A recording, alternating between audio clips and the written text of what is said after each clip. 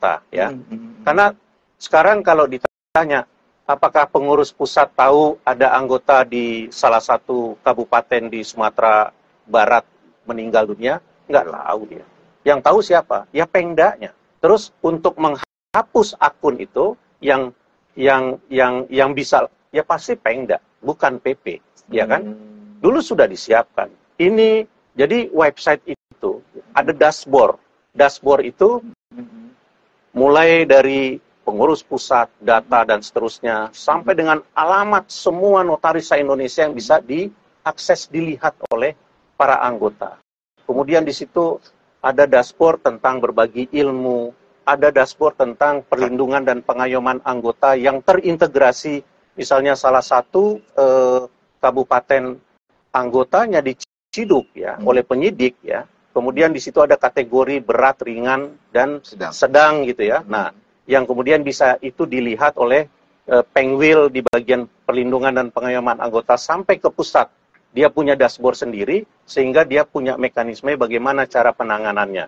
Tidak harus berbondong-bondong datang ke sana. Biaya dari mana? Ya kan? Betul. Ya bisa saja, organisasi uangnya banyak. Ya itu kan uang dari mana? Uang dari junior. Junior untuk memfasilitasi senior. Nggak fair lah, ya kan? Kenapa? Kalau tidak bisa dilakukan lebih murah, ya, lebih efektif, dan lebih cepat dengan dunia elektronik, kenapa harus berbondong-bondong datang ke sana? Emang tujuan dari digitalisasi ini kan untuk mempersempit membuat efisien. Mempermudah. Jadi kan kebayang website INI yang dashboardnya itu berbagai macam ya, apapun semua aksesnya melalui genggaman Anda. Seperti sekarang, bro, mau beli makanan, ada GoFood ya, mau pesan Gojek, Grab ya atau apapun, itu ada di tangan Anda kan? Betul. Iya kan ada. Nah, itu yang kita bangun. Termasuk juga untuk memilih. Nah, targetnya itu dulu e-voting nasional. Yang itu bisa dipakai oleh semua anggota. Iya. Ya, tinggal ditentukan mekanisme. Misalnya pemilihan itu hari Sabtu dimulai dari jam 12 siang dan berakhir jam 4 waktu Indonesia bagian Barat.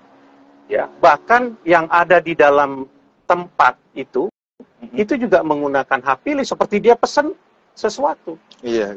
Kurang lebih seperti itu. Jadi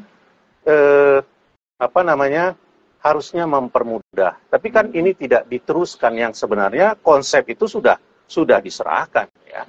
Dan kita sudah sosialisasikan ke berbagai daerah. Jadi kalau bicara tentang teknis, tentang mekanisme, oh ini kemarin kenapa dapat 2, ini kenapa dapat 63 suara, ini kenapa dapat 1000 dan seterusnya.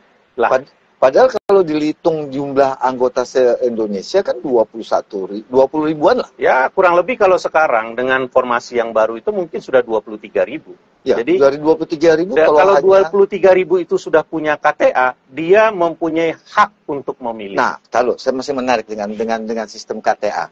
Berarti tidak serta-merta ketika dia diangkat jadi notaris, lulus UKEN, kemudian diangkat jadi notaris,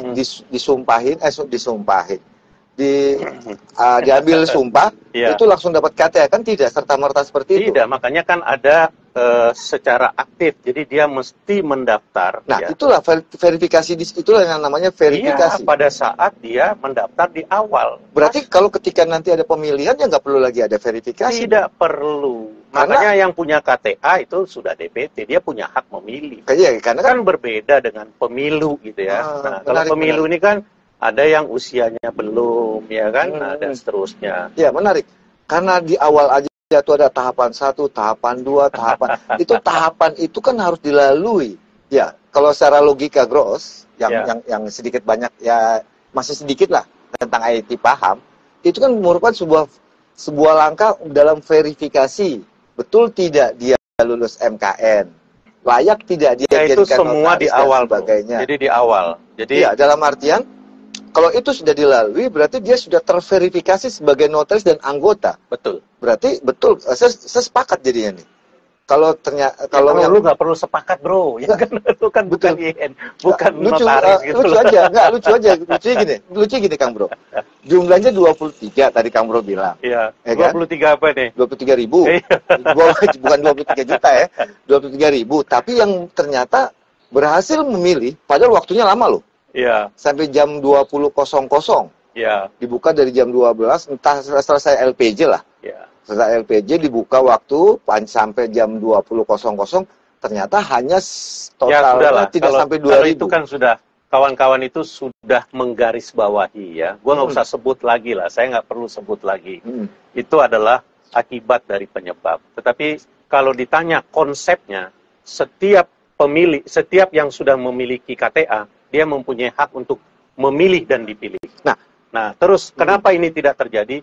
Karena memang programnya tidak jalan. Harusnya kan ada di website itu pendelegasian kewenangan dari PP, Pengwil, dan Pengda. Dan Pengda itu akan update terus anggotanya itu ya, yang pensiun ya, yang pindah, yang meninggal dunia. Itu tanggung jawab Pengda dong? Iya dong, karena basis itu kan adanya di Pengda. Jangan ke PP. Berarti Pengda yang harus aktif. Karena Pengdanya sendiri itu sudah dialokasikan website yang dia kelola. Yang Pengda itu sendiri mendapatkan PIN ya, password ya. Untuk di Pengwil juga mempunyai password gitu loh. Kalau ada yang meninggal atau pindah, dia yang... Ya bukan hanya data anggota, termasuk juga berbagai kegiatan yang akan diikuti ya, telah diikuti oleh anggota. Dia cukup menempelkan ya KTA, kemudian hanya bisa saja melihat wajah ya. Terus dia kalau misalnya mengikuti kegiatan upgrading, dia dapat poin 2, dia dapat poin 4, dia dapat poin 6. Itu sudah langsung masuk ke database yang ada di website. Berarti waktu kalau kan sempat juga terjadi permasalahan ketika dalam pemilihan. Ada lagi verifikasi wajah. Harus masuk dulu ke ya, itu akun, harusnya daftar. Dari awal. Itu harusnya dari awal. Daftar, kemudian verifikasi wajah. Itu ada yang berkali-kali, bahkan ada yang 15 kali nggak masuk-masuk. Teknis, bro. Ya, makanya tadi menarik. Kalau teknisnya itu sudah diverifikasi di awal, kenapa harus diverifikasi lagi ketika memilih? Ya. Sehingga ada pertanyaan, apakah ada keraguan terhadap orang yang mendaftar sebagai notaris? Ya, makanya kan sudah disampaikan tadi. Verifikasi itu di awal. Ketika dia punya KTA, selesai. Gitu. Dah. Kecuali yang mau jadi ketua umum, dia harus mengupload. Oh, beda. Untuk hak untuk dipilih, ada persyaratan yang harus dipenuhi. Oke. Menarik. Nah, panjang bro, kalau kita bicara tentang teknis ya. Nah, ini waktu juga sudah berjalan. Oke. Jadi saya balik bertanya, kembali ke pertanyaan awal. Jadi dari kacamata Bang Eki, bahwa Kongres kemarin itu tidak sah. Itu tidak sah. Nah, baik terus dari, apa solusi? Baik dari aturan mainnya maupun dari mekanismenya. Iya, aturan mainnya saja sudah disalahi, apalagi teknisnya udah salah semua. Nah, terus pertanyaan kedua. Kalau ngeliat dari Abang kan pernah menjadi kabid organisasi. Dalam artian kan kalau ada sidang-sidang pasti mimpin lah. Memimpin sidang, memimpin rapat. Nah, kemarin itu yang hadir 8. Kan tadi di awal sudah saya bilang, ada 8 Pengwil dan 25 Pengwil tidak bisa hadir. Nah, dari kacamata Kang Bro, gimana nih? Dengan komposisi yang jadi presidium 8, yang tidak jadi presidium 25, karena tidak bisa daftar, tidak bisa masuk, dan sebagainya. Jawabannya singkat saja, itu teknis ya. Itu adalah akibat dari penyebab. Penyebabnya saja sudah salah. Jadi ke bawahnya itu rontok sudah. Mau datang 8, mau datang 25 ya. Kalau penyelenggaraan itu tidak sesuai dengan aturan mainnya, ya percuma kita bahas. Kemudian habis itu muncul ada sebuah bukan tindakan lah, ada sebuah action dari P25. Sinto, sini. Apa ini sana? P25 yang ternyata dia mengirimkan surat ke Komisi 3. Kan gitu. Dan kemudian